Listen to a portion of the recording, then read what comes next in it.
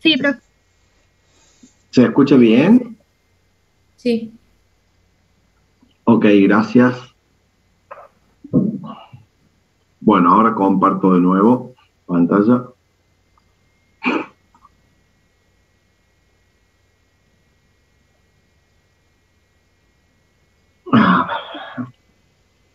¿Se ve bien aquí? Sí, profe. Sí, Bueno, gracias. Bueno, así como decíamos, uno de los pilares importantes en esta estructura de gestionar la inocuidad alimentaria es la limpieza y la desinfección, vista en términos de POEs. También van a encontrar, cuando lean la legislación, que el manejo integrado de plagas es también una preocupación importante. ¿Por qué? Porque las plagas son un importante vector o un importante transporte de contaminantes a los alimentos, ¿sí? No es solamente lo que destruyen, lo que comen, sino que además lo que contaminan, el foco que hay que ponerle al manejo de plagas. Por eso ustedes verán en la mayoría de los locales a donde van a comprar algo, que siempre hay un cartelito de alguna empresa de desinfecciones y de tratamiento de plagas que con una frecuencia determinada van y tratan las principales familias de plagas. Ahora, lo que hacen es control de plagas, y el concepto que se estimula a partir de todo esto es manejo integrado de plagas. Nada que ver una cosa con la otra, ¿sí? Pero bueno, vamos a ver primero el problema de las plagas para después entender la diferencia entre control y manejo de plagas, manejo integrado. Bien, ¿qué es una plaga o por qué las plagas son relevantes? Bueno, porque las plagas son especies vivas que necesitan lo mismo que nosotros, casa, comida y refugio. ¿Para qué? Para poder multiplicarse. Entonces, las plagas, o se transforma un ser vivo, se transforma en plaga cuando su población crece desmedidamente e interfiere con nuestros propios intereses. ¿Por qué? Porque empieza a dañar los alimentos que nosotros tenemos que consumir, contamina los alimentos que nosotros tenemos que consumir, ocupa los espacios que nosotros tenemos que ocupar. Entonces, nosotros las llamamos o las categorizamos como plagas. Y estas plagas o estas especies, al igual que nosotros, tienen la posibilidad de transportar contaminantes, en especial a los alimentos, y si nosotros ingerimos esos alimentos contaminados, bueno, podemos tener bastantes problemas a la salud, dependiendo qué ingiramos y qué me aporta cada plaga. En general, fíjense que las plagas son el transporte de una serie de patologías muy conocidas que generalmente está asociada a enfermedades bacterianas, virósicas, parásitos, etcétera. Dos por tres sale en el diario un brote de triquinosis en tal lado. Dos por tres sale en el diario una salmonelosis en tal otra. Eh, bueno, ¿quién transmite todas esas bacterias, todos estos virus, todos estos parásitos? Habría que agregar la lista del COVID ahora. Menos mal, gracias a Dios que el COVID no se transmite por alimentos, porque ese hubiera sido un gran problema adicional a todos los que ya tenemos, ¿no? Por ahora no está demostrado que los alimentos sean un vector de transmisión del virus. Pero hay muchos virus que las plagas lo depositan en los alimentos y a través de los alimentos donde nosotros los ingerimos. Vamos a hacer foco en esto. Bien, fíjense que las plagas de interés sanitario nosotros los podemos categorizar de distintas maneras y bibliográficamente vamos a ver que tienen muchos tipos de clasificación, pero a los fines prácticos nosotros básicamente podemos categorizarlas en 4 maneras. Todo lo que son insectos voladores,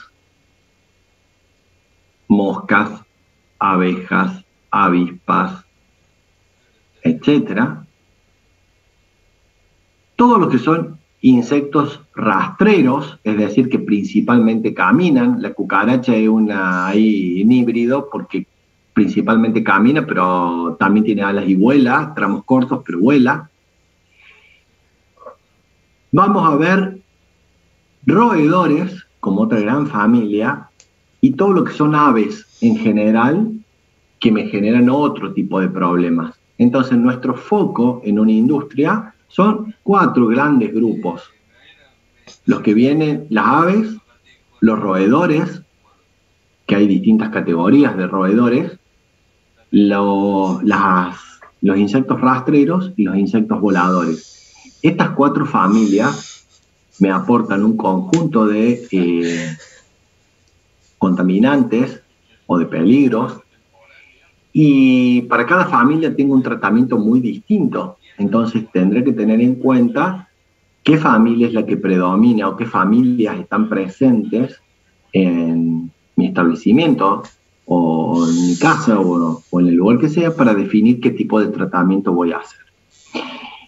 Vamos, primera parte, por los insectos en general, sean voladores o sean rastreros. Los insectos aportan un montón de patógenos. Les voy a poner, ¿alguien sabe, por ejemplo, el mecanismo por el cual una mosca puede transportar patógenos a un alimento?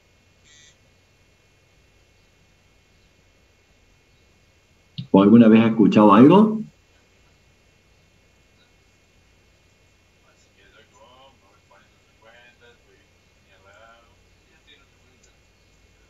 ¿No?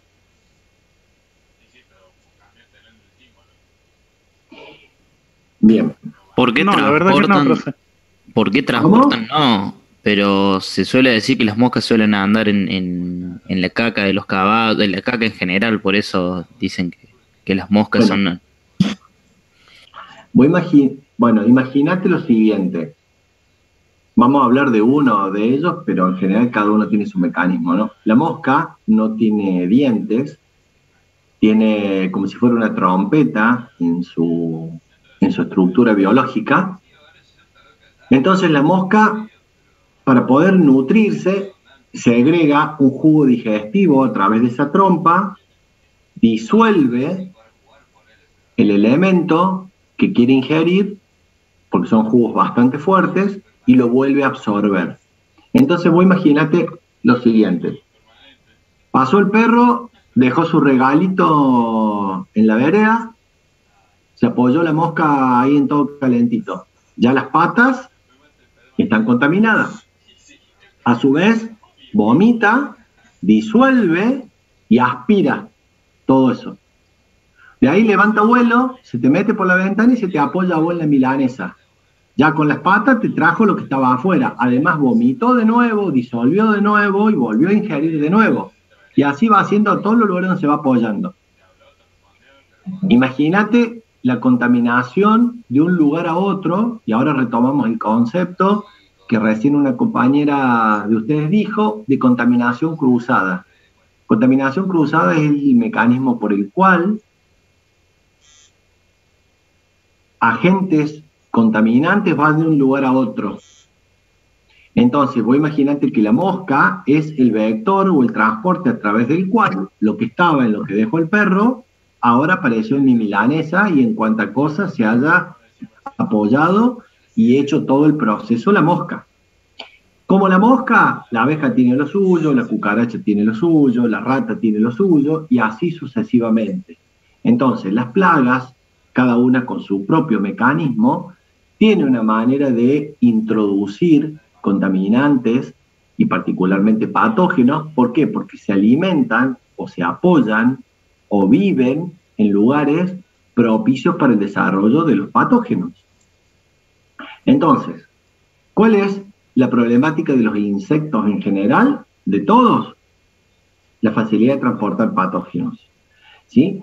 ¿Y qué sería lo ideal?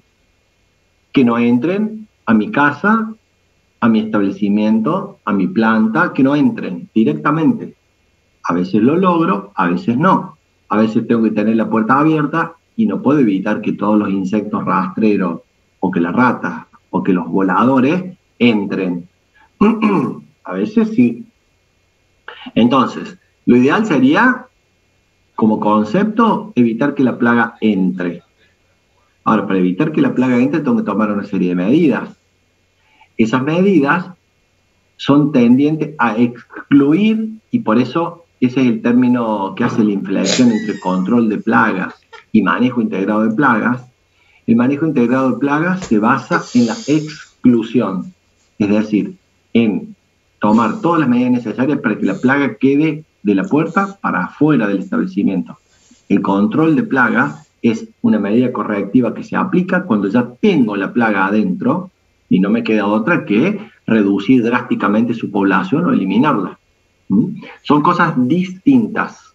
Uno, en una industria siempre va a haber, o en la legislación o en las normas, siempre va a haber que se habla de manejo integrado de plagas. Es decir, no crear las condiciones para que entre, anide o se alimente dentro del establecimiento.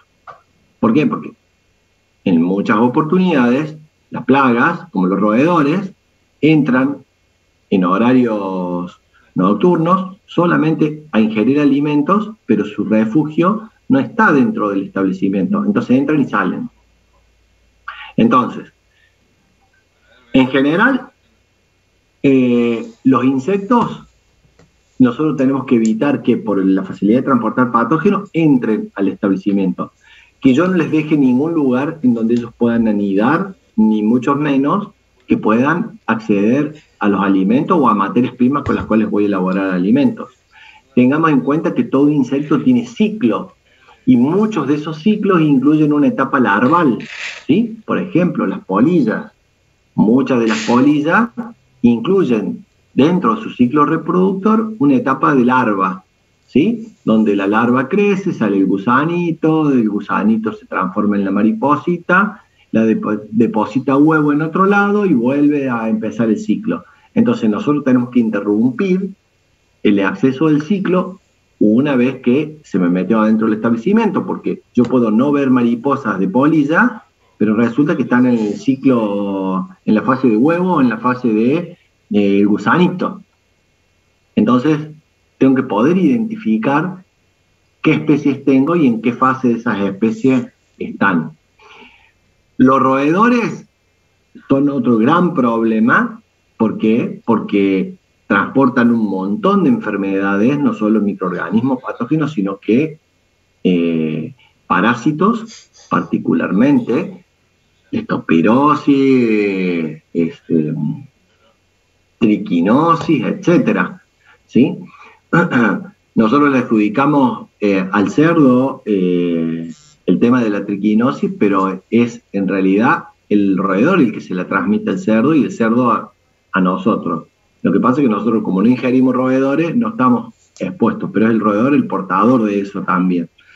El roedor, hay distintos tipos de roedores. El que ustedes ven en la derecha es el roedor que se llama, tiene un nombre científico particular, pero es el roedor que anda en el suelo, es el bichito más grande de todos, y es el que anida generalmente donde puede encontrar un lugar para tener sus crías, que generalmente es o bajo tierra o especialmente dentro de las plantas, todo lo que tenga aislante, ¿sí? Si yo tengo una heladera o una cámara frigorífica o lo que sea que tenga un aislante, ese es el lugar ideal para este tipo de roedores. Logran penetrar, hacen su casa, su madriguera ahí, y ahí van generando las sucesivas colonias de roedores. Pero si miran a la izquierda también van a ver una ratita chiquitita. Esa es la que se llama la rata de los tejados. Esa rata no convive en el mismo espacio físico que la rata grande que veíamos a la derecha. No solo que es de color distinta, sino que esta es más bien chiquita y marroncita, la otra es grande y más bien gris o negra directamente. Ambas ratas, la más grande se come a la más chica, por lo tanto la otra se llama la rata de los tejados. Es una rata que vive en altura y una vez que se me mete al establecimiento es la que voy a encontrar por encima de las bandejas pasacables, es la que va a anidar arriba de las cámaras frigoríficas, arriba de los equipos, o el nido en las paredes. Va a ser nido a donde la más grande de abajo no la pueda cazar. Entonces, ambas conviven y contaminan distintos espacios de una planta de alimentos, en donde yo creo que una rata es la que anda por arriba y en realidad son familias distintas. Y por cada rata que yo logre ver durante el día, se asume que hay 70 u 80 más escondidas que no estoy viendo. Entonces es una población que se multiplica rápidamente con una alta tasa de daño y de contaminación, no solo a materia prima, sino que a producto terminado. Y como come de todo, y hasta con una gota de agua vive por día, le alcanza muy poco para nutrirse y para hidratarse. Y por sobre todas las cosas es un animal demasiado vivo para lo que se considera su cerebro primitivo, y ha sobrevivido tantos años producto de que tiene un esquema social muy interesante, al igual que lo tienen las abejas, las hormigas y demás, pero tiene un esquema social muy interesante y un sistema de alarmas entre ellas, en donde van sacrificando, en pos de investigar nuevas fuentes de alimento o de bebida, van sacrificando cierta parte de la población, aislándola y viendo qué efecto le produce. Es decir, mandan a alguien a que coma algo y lo tienen como en cuarentena. Si no le pasa nada, van todos a comer. Si le pasa algo, a ese lugar no van más. Y así han podido sobrevivir a lo largo de los siglos, ¿no? Entonces, no es tan fácil capturar ratas ni ponerles veneno y que se envenenen rápidamente. Son distintas estrategias que hay que combinar para ir confundiéndola a la rata y pudiendo lograr que sistemáticamente se vaya envenenando y vaya disminuyendo su población. Y de hecho, vamos a ver que las trampas de captura o los pegamentos que ustedes puedan ver a través de unas cañerías, no siempre son efectivos, y de hecho ni siquiera los bloquecitos ahí a la derecha van a ver unos bloquecitos de parafina de distintos colores, rojo, verde, azules, vienen de distintas formas. Es un bloque de parafina que les ayuda a roer con un roenticida que tiene un efecto a largo plazo, es decir, le produce una hemorragia y una destrucción de todos los órganos al cabo de varios días de haberlo ingerido, para que la rata no pueda asociar dónde comió qué cosa y qué produjo su muerte. Y aún así, aún con todas las estrategias que se desarrollan para combatir, siguen siendo plagas y nos siguen ganando por goleada en la mayoría de los establecimientos.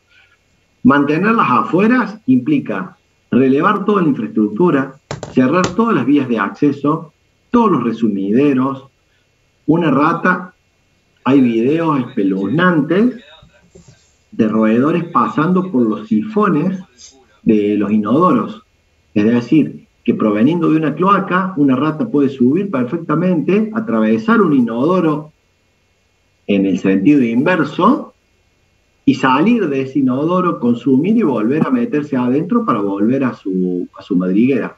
Entonces, si ya ni siquiera esas medidas la detienen, es muy difícil que no encuentre siempre una vía de acceso al establecimiento. Entonces, uno de los principales problemas es desde los portones abiertos hasta orificios en las paredes, desagües sin las protecciones o los sifones correspondientes para evitar que los roedores lo puedan atravesar, o cualquier lugar que les provea dentro de la planta ventilaciones, etcétera, por donde la rata puede entrar, y peor, que puede identificar lugares donde pueda anidar y pueda tener acceso a agua y comida.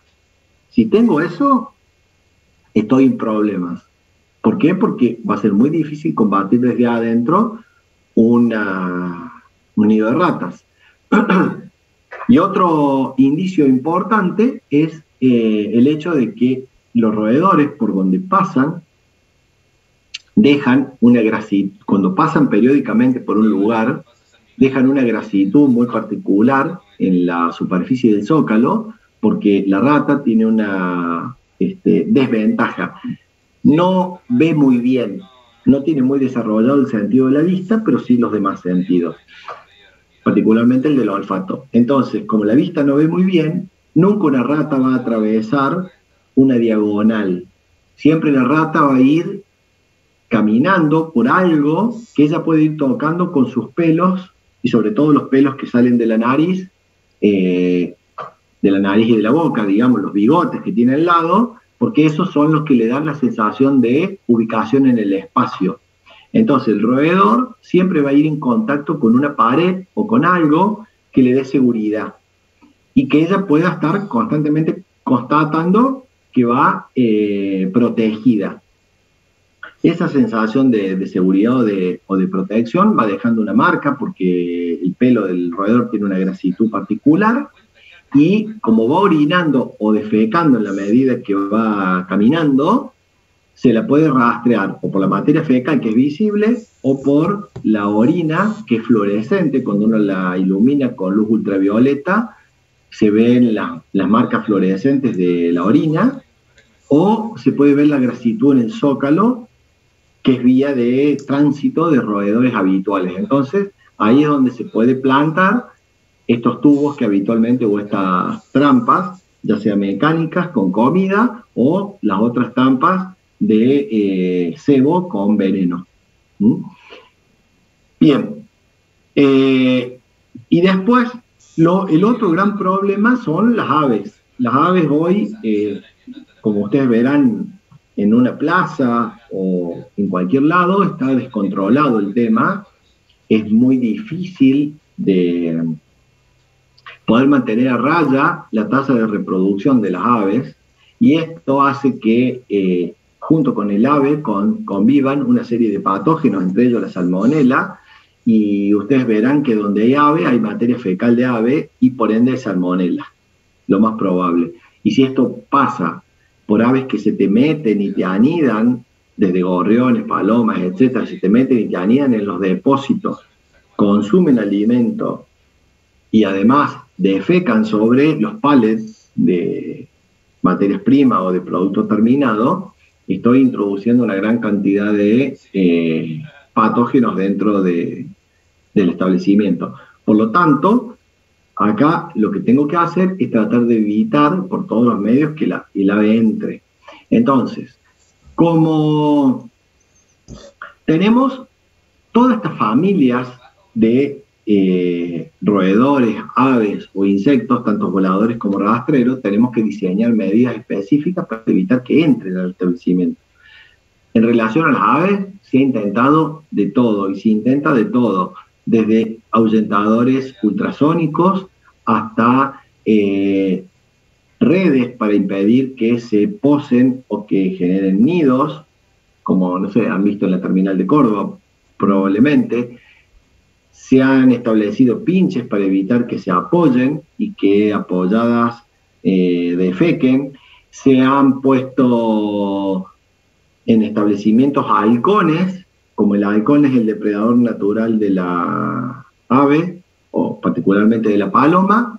Donde hay un halcón en una región, las aves no pasan, pero finalmente los halcones se terminan yendo. Por lo tanto, han encontrado simuladores de halcones que se cuelgan desde los tinglados cerca de los portones de acceso a cualquier depósito, y que con el movimiento del viento simula la presencia de un halcón. Es bastante real el halcón de plástico, digamos, pero bueno, las aves, al ver que siempre están en la misma posición, terminan acostumbrándose y eso dura el efecto de unos días y después terminan volviendo. Es decir, las plagas son un problema porque se acostumbran rápidamente a cualquier estrategia de control que nosotros establezcamos. Y siempre buscan la manera de conseguir, al igual que nosotros, agua, comida y refugio para poder preservar la especie. Entonces, ¿cómo implemento un manejo integrado de plagas teniendo esta problemática? Primero, haciendo una inspección y un relevamiento de qué plaga tengo, a qué familia pertenece, qué vía de acceso tiene al establecimiento, dónde puede tomar agua, dónde puede consumir alimento, dónde puede generar un nido. Voy a tener que hacer un layout de planta y marcar estos puntos de acceso porque van a ser los lugares de control que yo voy a tener y definir para cada una de estas vías de acceso una medida de exclusión. Si voy a hacer un cerramiento, si voy a sellar los bajo puertas o los portones, los voy a hermetizar a los costados, si en los resumideros o en los desagües voy a poner un sifón o voy a poner una malla para evitar que agreguen, si voy a poner en puertas que deben permanecer abiertas cortinas de esas transparentes que se llaman cortinas sanitarias para evitar que las plagas, los insectos voladores particularmente, o las aves entren. ¿Cuál es la estrategia que voy a usar para impedir el acceso?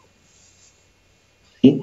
Tengamos en cuenta que particularmente los sectores donde almacenamos la basura es generalmente el lugar donde estas plagas van de shopping, digamos, a nuestra fábrica, ¿no? ¿Cuál es el tratamiento que voy a hacer? Y acá es un punto importante. Dentro de las estrategias, ustedes van a leer que se debe evitar el uso de veneno dentro del establecimiento, para cualquiera de las plagas. Entonces, no hay chance de que yo aplique productos químicos asociados a plagas dentro del establecimiento durante la producción. Aún lo haga en zonas remotas, ¿por qué? Porque puede haber por contaminación cruzada transporte de veneno de un lugar a otro, puede haber uso malintencionado y sabotaje con esos venenos. De hecho, ha pasado, han puesto estos cubitos para roedores dentro de una trampa de captura y alguien lo retiró de la trampa y lo tiró en la línea y se mezcló con producto y han pasado cosas que, bueno, de las cuales después hay que lamentarse. Entonces, la legislación prevé que dentro del establecimiento no se apliquen venenos. Lo que se aplica al establecimiento son placas pegamentosas, las trampas de luz, van a ver que son tubos ultravioleta que tienen una placa de pegamento, no insectocutores, porque el insectocutor le produce una descarga que lo hace explotar al insecto y desparrama alas, patas y pedazos de insecto para todos lados. Eso no está recomendado, lo que está recomendado es la trampa de luz, ¿sí? Pero la placa de pegamento para roedores o insectos rastreros, la trampa de luz, no dejan de ser monitores de la presencia o no de plagas dentro de la planta. Ahora, si eso me indica que hay plagas presentes, las plagas me ganaron. Mi objetivo en un marco de un manejo integrado de plagas es que yo pueda excluir las plagas del establecimiento, no que tengas que combatirlas desde adentro, ¿sí? Entonces, lo que se busca es definir un tratamiento que haga que las plagas estén fuera del establecimiento. Ejemplo, para roedores, por ejemplo, si los roedores conviven en la zona colindante al establecimiento, o hay una zona de campo o demás donde puedan encontrar mucho lugar para anidar, es altamente probable que vayan al establecimiento a buscar comida. Entonces, ¿qué se hace? Distintos perímetros o anillos, que se le llama, en donde tengo un anillo fuera del predio de la planta, con trampas ubicadas cada tantos metros, que le proveen de veneno al roedor como fuente de alimento, bloque envenenado como fuente de alimento. Después tengo un anillo perimetral sobre el cerco que delimita físicamente la planta y después tengo otro anillo sobre las paredes de la planta por el lado de afuera. Si atravieso esos 3 niveles de acceso, bueno, tengo las trampas de captura adentro. Pero si ya agarro un roedor o un insecto en la trampa de captura, literalmente quiere decir que mis barreras de protección no están funcionando, ¿sí? Muchas veces para los insectos rastreros, ustedes van a ver que muchas plantas tienen el pasto, después llegando a la pared del establecimiento tienen como un metro de una cama o de un lecho de piedra, y a su vez después tienen la veredita por donde el personal camina pegado contra la pared. Entonces, para llegar a la pared del establecimiento, o para un roedor, o para un insecto, tiene que pasar por el pasto, tiene que pasar por la piedra, y después tiene que subir a la veredita. Son una serie de impedimentos que hacen que las plagas queden muy expuestas, y ninguna plaga trata de quedar expuesta para que un depredador se la coma.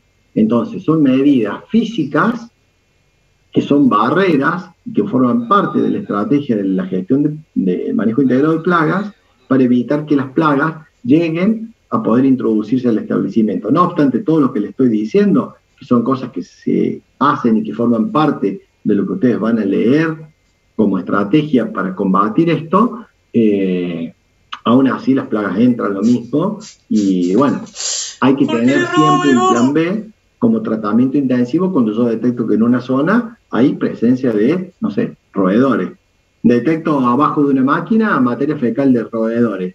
Soné, acá llegó la rata y estuvo comiendo, y además me dejó su regalo. Entonces tengo que tener una estrategia pensada para cuando tengo una zona donde puede haberme infectado de alguna plaga en particular, ¿qué tratamiento voy a hacer? O, por ejemplo, no sé, tengo un almacén donde tengo cereales y de pronto habrá pasado alguna vez en la alacena de su casa, en una harina o en un arroz o en cosas que no consumieron rápidamente, aparecieron gorgojos, aparecieron polillas, aparecieron cosas que, bueno, pero si no estaban cuando yo las compré.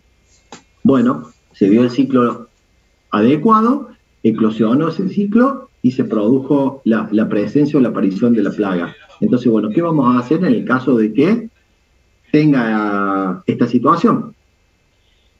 ¿Se entiende? Entonces, cuando se presenta esto, yo tengo que tener un procedimiento y una estrategia definida para hacer esto. Y definido cuáles son las operaciones que voy a realizar y de qué manera voy a monitorear que mi estrategia funciona. Mi estrategia con veneno, ya sea líquido o sólido, tiene que ser fuera del establecimiento para todos los tipos de plagas.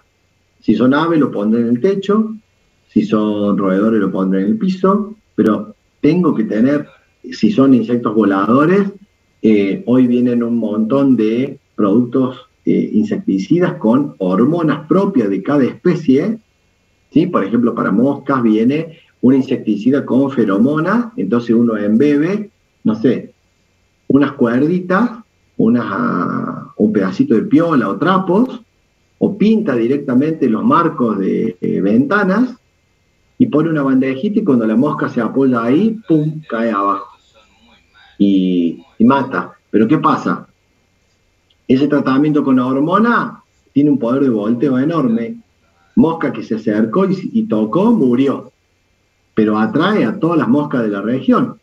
Y como en muchos lados, si yo tengo un criadero de pollo o cosas por el estilo cerca, es una de atraer moscas que da calambre la misma hormona. Entonces, una herramienta que está diseñada con un fin puede ser contraproducente por la cercanía o la proximidad que tengo con otras fuentes de generación de insectos. Entonces, en realidad la estoy moviendo de un lugar a otro.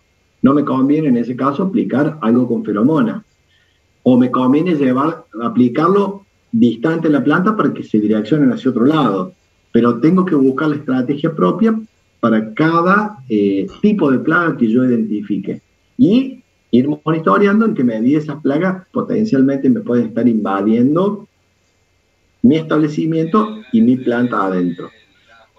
Cuando el servicio interno no es posible hacerlo, digamos, correctamente, lo que pasa habitualmente es que este es un tema que queda en manos de especialistas. Entonces, hay una gran cantidad de empresas de plagas que hacen esto profesionalmente. Y además tienen la habilitación para manejar todos los productos químicos y los venenos que las plagas necesitan. Entonces, cuando yo voy a contratar un servicio tercerizado, lo importante es que obviamente tenga la identificación de la empresa, el responsable y el director técnico.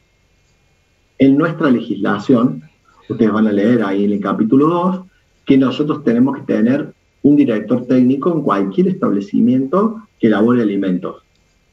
¿Sí? Cualquier negocio de barrio que haga desde sándwiches de miga hasta lomito, lo que sea, pizza, tiene que tener un director técnico por ley y para mantener la habilitación.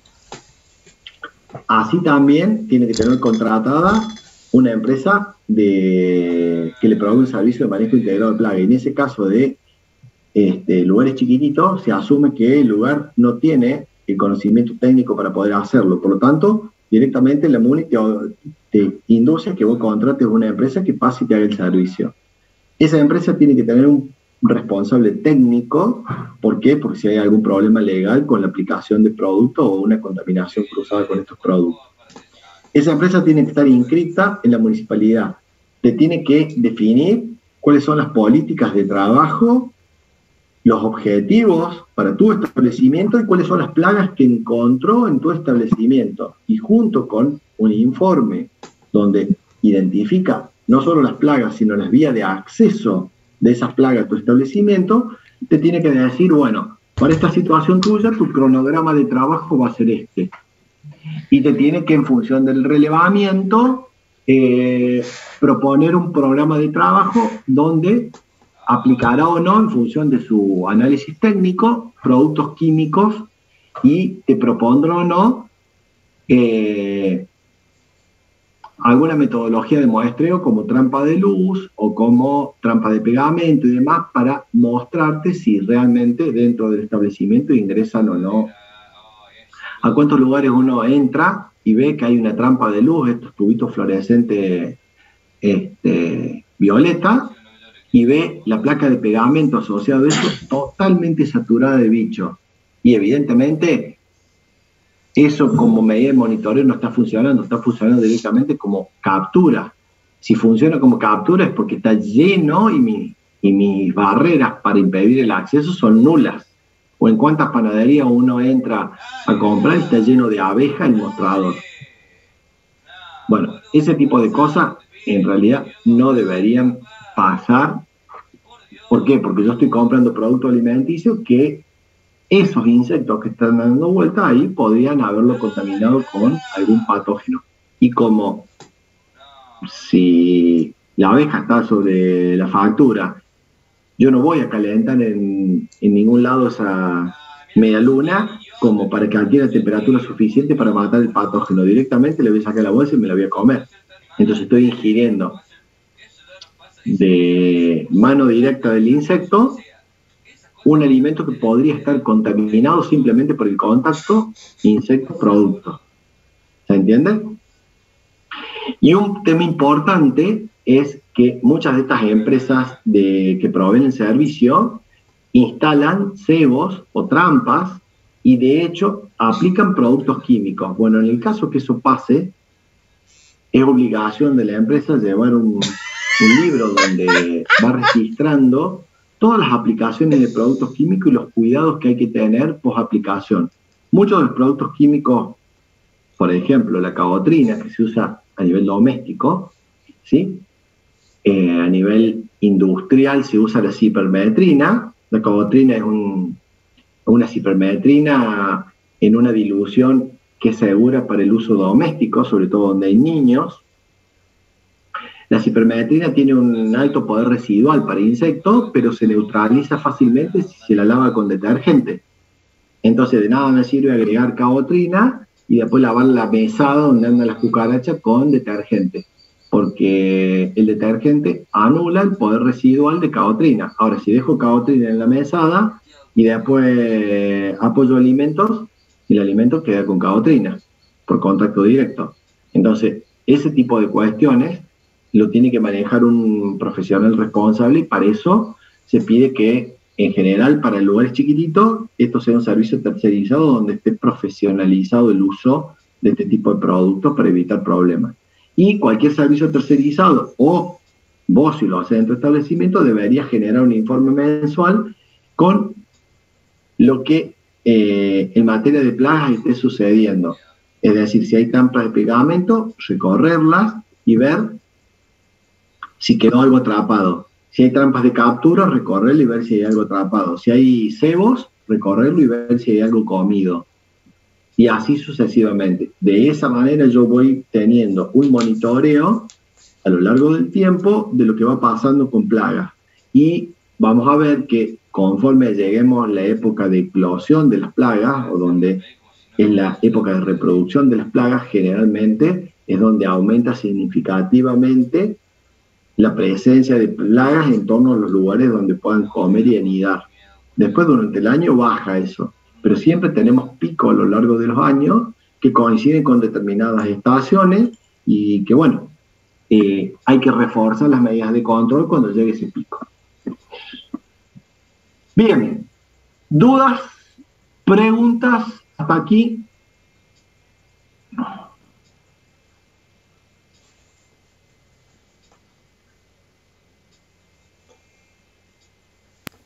Creo que no, profe. No, profe, se entendió todo. ¿Se entendió todo? Ha sido medio monólogo la cosa hoy. Bueno, vamos a... ¿Cómo están? ¿Quieren hacer una pausita? Para que no se nos vayan los tiempos, necesito por lo menos dejar avanzado un poquito un tema más, de manera de que cuando ustedes lean para la semana que viene podamos hacer algunos ejercicios en clase. ¿Quieren hacer una pausita de unos 5 o 10 minutitos o seguimos? No, profe, mejor sigamos ahora. Pasa que nosotros rendimos hoy, por eso estamos medio callados. Mejor si avanzamos ahora. ¿A qué hora rinden? En teoría es 6:15, pero creo que se pasó como a las 6:30. Pero bueno, están todos medio quemados estudiando. ¿Qué materia es? Control automático de proceso. Ajá. Bien. Sí, además veo por primera vez muy pocos conectados. Por eso anotado, creo que la participación hoy por lo menos no es tanta, pero por lo general sabemos estar la mayoría atentos a la clase.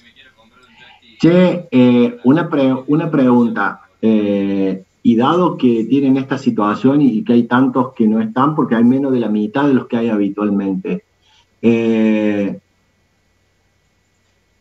¿avanzo o prefieren que el tema que vamos a empezar ahora, que es con lo cual vamos a hacer los ejercicios la semana que viene, lo arranquemos la semana que viene?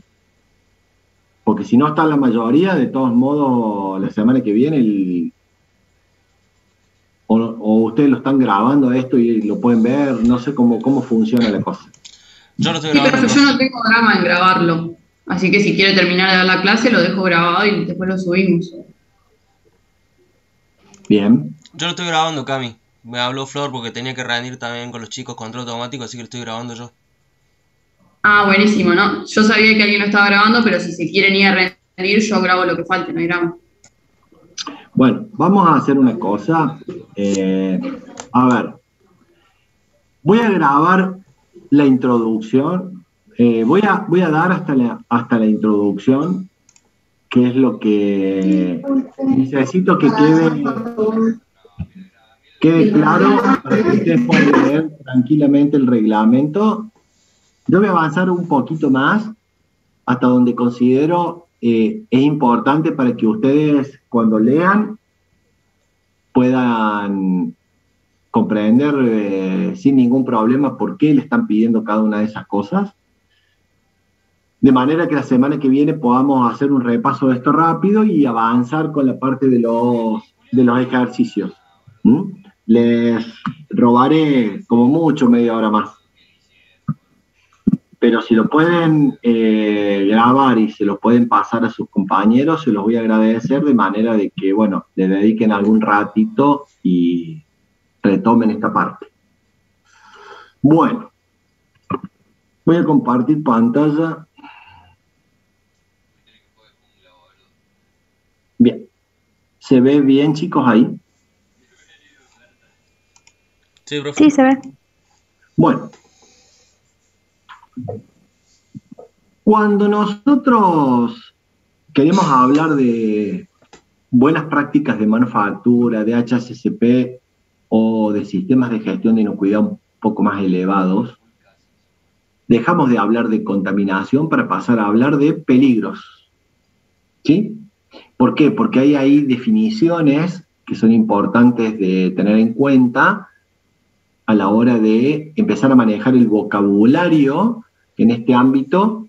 Como en todas las cosas y en todos los órdenes de la vida, hay un vocabulario que se maneja en ese ámbito. Y acá también tenemos nuestro propio vocabulario y vamos a dejar de hablar de contaminación para empezar a hablar de peligros.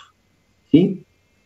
El peligro se define como aquel agente físico, químico o biológico que estando presente en el alimento causa un daño a la salud. ¿Sí? Y eso es diferente a un contaminante. Un contaminante puede estar presente y puede no causar un daño a la salud. Ejemplo, el pelo, un pelo, ¿sí?, es un contaminante. Me da asco el pelo en la sopa, todo lo que ustedes quieran, pero yo lo saco y sigo tomando la sopa y no pasa nada. Ahora, si el pelo, por ejemplo, llevaba un patógeno como el Staphylococcus aureus, nosotros en el cuero cabelludo, en la piel, solemos tener Staphylococcus aureus, y ese es un patógeno. ¿Y cómo llegó el alimento? A través del pelo que se me cayó. Entonces, ¿el pelo qué es? ¿Un peligro o un contaminante? No, un contaminante. ¿Y cuál es el peligro? El patógeno que el pelo llevaba, en este caso, Staphylococcus. O sea, hay una relación entre patógeno, peligro, contaminante y las medidas de control que proponen las buenas prácticas de manufactura. Ustedes directamente, cuando lean el código alimentario, van a leer siempre la medida de control. Y van a decir, ¿por qué me pide esto? A ver, ¿por qué en un establecimiento yo tengo que usar cofia, guante y barbijo? Por decir algo. ¿Por qué cofia y barbijo? Digamos, déjamelo ahí. Cofia, barbijo y manga larga. Y bueno, porque el pelo es un contaminante que transporta una serie de patógenos. ¿Y cómo evito que el pelo se me caiga y llegue al alimento? Y bueno, el pelo de la cabeza con una cofia, el pelo de la barba y mi saliva con un barbijo. Y la manga larga para evitar que el vello de los brazos caiga en el alimento. Entonces, ¿por qué me pide un uniforme, me pide cofia y me pide barbijo? Porque son medidas de control generales para evitar que contaminantes que transportan peligros lleguen al alimento. Si esto se entiende, ahora lo vamos a reforzar. Nosotros en la industria, generalmente, decimos que nosotros tenemos que tener un plan mediante el cual yo voy a producir alimentos inocuos. Y ese plan me debe garantizar, mediante una verificación, de que este alimento es inocuo. Yo no tengo las 4 etapas del ciclo de Deming, que ustedes deben haber visto esto en calidad: planificar, hacer, verificar y actuar. Ese ciclo de Deming, que habitualmente funciona con el diseño de formas de trabajo, procedimientos que se validan en esta etapa de verificación, y después yo chequeo que las personas trabajen de esa forma, el POES que veíamos recién. Si todos trabajamos de esa manera, no deberíamos tener las contaminaciones que habitualmente vemos y que se reporta ni el 5%, ni que sale en los diarios, ni el 5% de lo que se atiende en hospitales públicos producto de la ingesta de alimentos en malos estados. Entonces, ¿cómo se hace en un alimento inocuo? ¿Cómo se hace para producir alimentos inocuos? Primero, tengo que tener una manera, un plan, ¿sí?, de pensar cuáles son todos los contaminantes que me traen peligros al alimento y qué medidas de control yo voy a implementar durante el trabajo, durante la fabricación de ese alimento, para asegurarme de que esos peligros no lleguen. ¿Cómo hago esto? Primero, identifico cuáles son los peligros que están presentes. Segundo, hago procedimientos para trabajar evitando que estos peligros lleguen al alimento. Tercero, aplico esos procedimientos. Y cuarto, verifico mediante mediciones, mediante determinaciones analíticas, de que efectivamente el alimento no esté contaminado con estos peligros. Y por último, si veo que hay ajustes a los procesos, propongo los ajustes necesarios para poder hacerlo. Esto, que es cualquier ciclo de gestión, evitaría que la preocupación del peligro no llegue al alimento, pensado como agente biológico, químico, físico, que es lo que yo les decía, presente en el alimento, o bien en la condición en que el alimento está, puede causar un efecto a la salud. Los alérgenos y las alergias, a todos los alérgenos conocidos, donde los celíacos son solo una parte de la población de los alérgenos, son peligros químicos que están presentes en los alimentos también. Son sustancias en muchos casos propias de los alimentos, pero que a algunos le causan daño a la salud.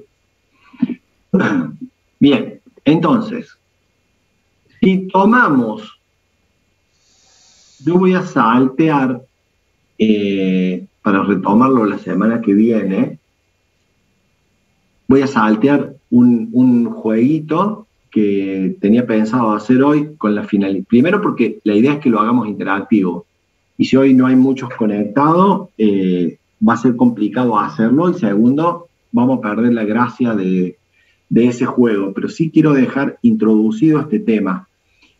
Los contaminantes son una figura legal, como decíamos, el pelo, la mosca, la cucaracha, la patita de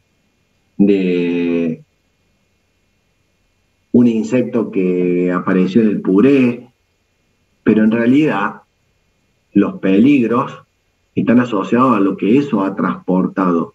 Entonces, yo me voy a preocupar de los peligros y voy a tratar de evitar que los contaminantes lleguen a los alimentos, porque muchas veces los peligros son traídos por estos contaminantes. Entonces, a mí no me preocupa la tierra que hay o que pueda haber en un alimento. ¿Por qué? Porque nosotros en una plaza, jugando, lo que sea, tocamos cosas que están llenas de tierra y nos metemos la mano en la boca y nunca nadie se ha muerto por eso. Ahora, si la tierra trae Clostridium botulinum, por ejemplo, que habitualmente lo trae, y este Clostridium entra en las condiciones de anaerobiosis en una conserva y sobrevive, ahí eso se transforma, ese contaminante tierra se transforma en un peligro biológico con nombre y apellido que me genera un peligro químico, que es la toxina del botulismo. Entonces, esa relación peligro-contaminante es la que vamos a tratar de dilucidar una vez que ustedes hayan leído la legislación y vean por qué tantas restricciones a la hora de tener requisitos normativos. Entonces, los peligros son de tres tipos, básicamente: físicos, químicos y biológicos. Cualquier sustancia cortopunzante, atragantable, es un peligro físico. Un botón, un clavo, un vidrio, un clip, cualquier cosa es un peligro físico. Un peligro químico es cualquier sustancia química que en la dosis en que yo la pueda ingerir me cause un daño a la salud o la muerte. Y los biológicos son todos aquellos microorganismos que por su condición de ser vivo o por la toxina que libera me causa un daño a la salud. Entonces, muchas veces microorganismos no son patógenos en sí mismos, sino es la toxina que estos microorganismos generan la que me causa un daño a la salud y se transforma en un peligro químico. La toxina del botulismo, por ejemplo, proviene de un microorganismo que es el Clostridium botulinum. Ahora, el microorganismo ese está en la tierra. Entonces, tierra, vegetales con tierra, conserva de vegetales con tierra, mala esterilización, desarrollo del microorganismo, desarrollo de la toxina, daño a la salud de las personas, muerte en la mayoría de los casos. Entonces, ese caminito me condiciona bastante la generación de alimentos en condiciones inocuas y los procesos a los cuales voy a someter esas materias primas que provienen del campo con tierra, para tratar de evitar que cuando finalmente lleguen a las manos del consumidor, eso llegue sin el peligro propiamente dicho. Bien, entonces, ¿cuáles son las fuentes de contaminación de peligros que están presentes habitualmente en los alimentos? ¿Y por dónde llegan los peligros a los alimentos? Fíjense, todos estos lugares o todos estos elementos son los que pueden traerme peligros a los alimentos. Y así puedo describir innumerable cantidad de fuentes de peligro, pero acordármelas a todas es muy difícil, ¿sí? Porque cada una representa una manera distinta en la cual un peligro pueda introducirse. Entonces, hay una regla mnemotécnica que es mucho más fácil de acordarse que esta, porque esta lista puede ser eterna. A ver, voy a saltear este ejercicio, que lo vamos a hacer juntos la semana que viene. Y es esta. La regla de las 5M. Se dice que las fuentes por las cuales la contaminación puede llegar a un alimento son a través de las materias primas, cualquier materia prima que pueda venir contaminada con objetos físicos, químicos o biológicos. No sé, de pronto, una manzana que venga en un cajón de manzana de madera y que la madera esa esté astillada y se le clave un pedazo de astilla a la manzana y yo me coma el pedazo de manzana y la astilla después se me atragante a mí, es un contaminante físico. ¿Sí? Un durazno puede venir lleno de residuos de agroquímicos. Yo me comí el durazno y me comí todos los agroquímicos. Ahí tengo la incorporación de un peligro químico. ¿Sí? Una mayonesa puede estar hecha con huevo crudo no pasteurizado y puede tener salmonela, y por lo tanto, cuando ingiero mayonesa, ingiero salmonela y me estoy contaminando con un peligro biológico. Entonces, las materias primas son una fuente importante, ¿sí?, de introducción de patógenos o de peligro físico o químico. Lo es también en el medio ambiente. El aire, si está contaminado, aporta gran cantidad de bacterias. Las personas, nosotros, somos uno de los principales introductores de peligros a los alimentos por nuestras prácticas inadecuadas de manufactura, ¿sí?, o nuestro uniforme de trabajo o nuestros malos hábitos. Los métodos de trabajo muchas veces inducen a errores, o los materiales o las superficies en contacto con alimentos. Superficies inadecuadas que generan biofilm, como vimos, propician la contaminación biológica, por ejemplo, de todo lo que se genera.